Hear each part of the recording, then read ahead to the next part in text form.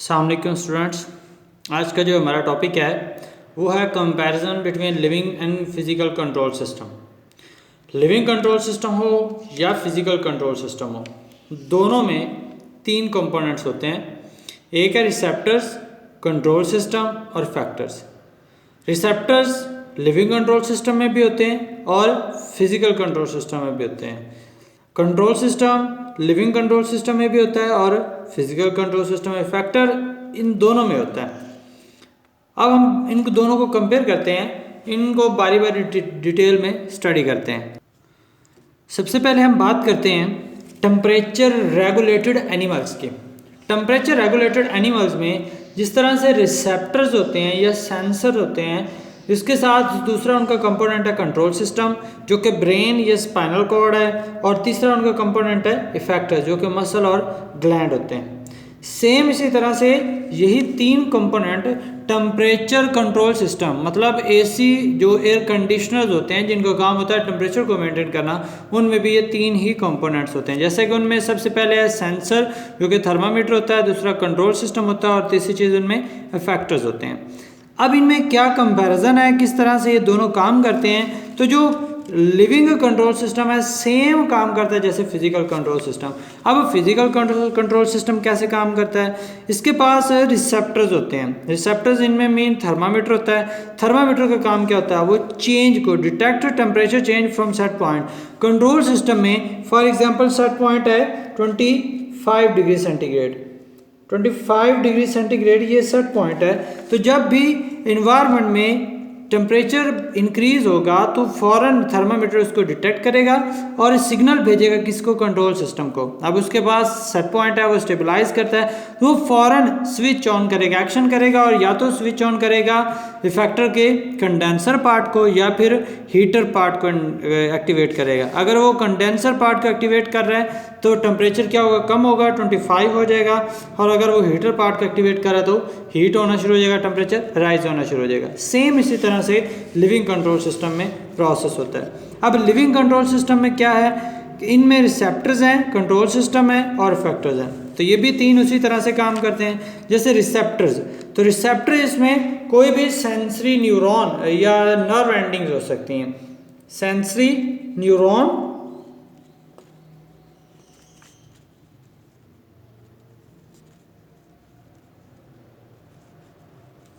Sensory neuron या nerve endings.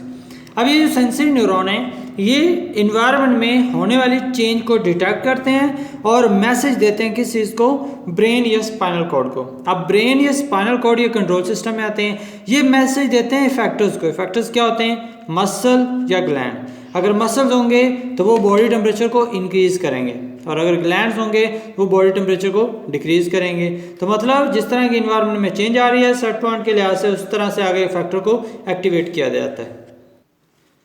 ये जो प्रोसेस हम पढ़ रहे हैं एंडोथर्मिक एनिमल्स। एंडोथर्मिक एनिमल वो एनिमल्स हैं जो अपनी बॉडी का टेम्परेचर खुद मेंटेन कर सकते हैं। मतलब सर्दियों में उनकी बॉडी का टेम्परेचर फिक्स रहता है जितना होता है नॉर्मल। गर्मियों में इन्वायरमेंट का टेम्परेचर कम या ज़्यादा हो सकता है, उनकी बॉडी का टेम्परेचर कम या ज़्यादा नहीं हो सकता। जैसे कि हम बात करते हैं ह्यूमन की, तो ह्यूमन का जो बॉडी टेम्परेचर है वो कितना है, 37।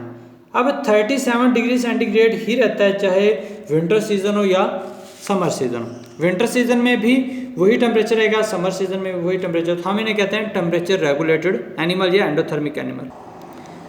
अगर सेट पॉइंट एनवायरनमेंट का टेम्परेचर सेट पॉइंट से ज़्यादा है तो तब भी फैक्टर्स काम करेंगे, और अगर सेट पॉइंट से एनवायरनमेंट का टेम्परेचर कम है तब भी फैक्टर्स काम करेंगे।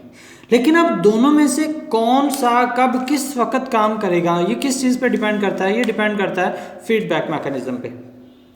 अब फीडबैक मैकेनिज्म क्या है, इसकी डेफिनेशन है डिटेक्शन ऑफ चेंज, किसी भी तब्दीली को महसूस करना, डिटेक्शन ऑफ चेंज, और फिर signalling for effector response to करना, और फिर इफेक्टर को इफेक्टर्स के लिए, इफेक्टर के रिस्पॉन्स के लिए ब्रेन को या कंट्रोल सिस्टम को मैसेज देना। रिसेप्टर्स चेंज को महसूस करेंगे और उनका क्या ख्वाहिश है कि फैक्टर रिस्पॉन्स और इसके लिए वो क्या करेंगे, वो कंट्रोल सिस्टम को मैसेज देंगे।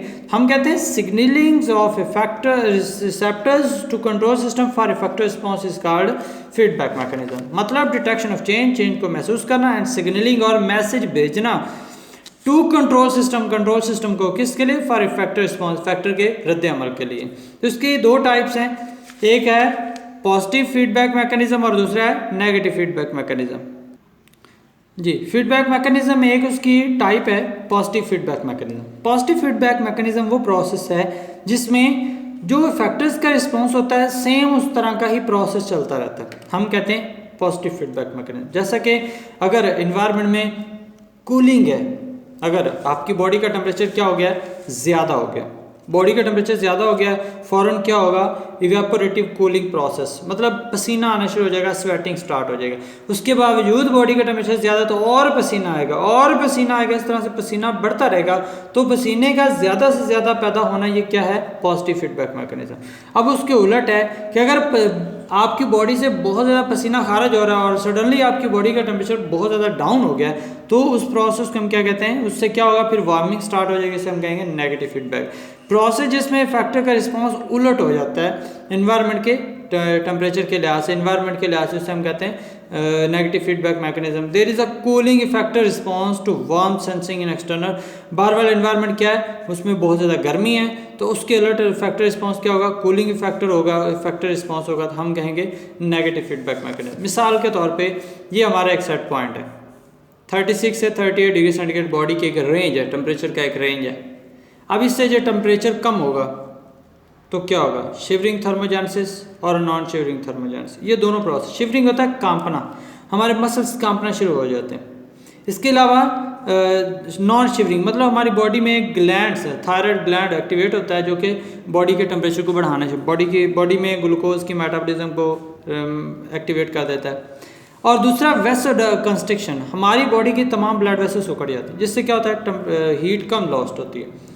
तो इन दोनों प्रोसेस से, तीनों से क्या होगा, हीट मेंटेन हो जाएगी, हीट कम ज़ाया होगी, टेम्परेचर मेंटेन होगा तो सेट पॉइंट मेंटेन हो जाएगा। अब जो ही ये प्रोसेस होंगे, अगर ये कम हो रहे हैं, टेम्परेचर मेंटेन नहीं हो रहा, ये और ज़्यादा होगा, तो ये पॉजिटिव हो गया।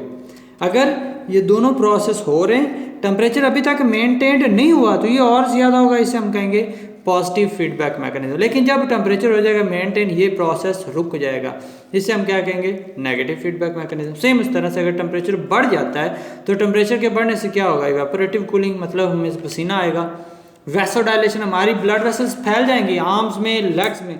जो आर्म्स हैं,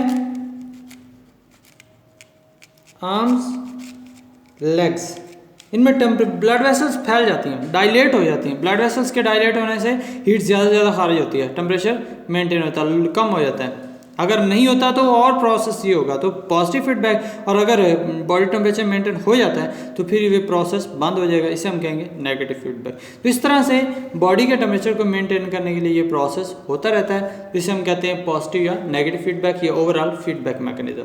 तो फीडबैक मैकेनिज्म बहुत ज़्यादा ज़रूरी है बॉडी के टेम्परेचर को मेंटेन करने के लिए, या बॉडी के होम्योस्टैटिक फंक्शन को मेंटेन करने के लिए। तो यहाँ तक बेटा हमारा टॉपिक है फीडबैक मैकेनिज्म, नेगेटिव और पॉजिटिव फीडबैक मैकेनिज्म। इसके बाद जो हमारा पॉइंट आता है वो है अबाउट ऑस्मो रेगुलेशन। हम स्टार्ट करते हैं, तो नेक्स्ट इंशाल्लाह ऑस्मो रेगुलेशन से रिलेटेड आपको समझाया जाएगा।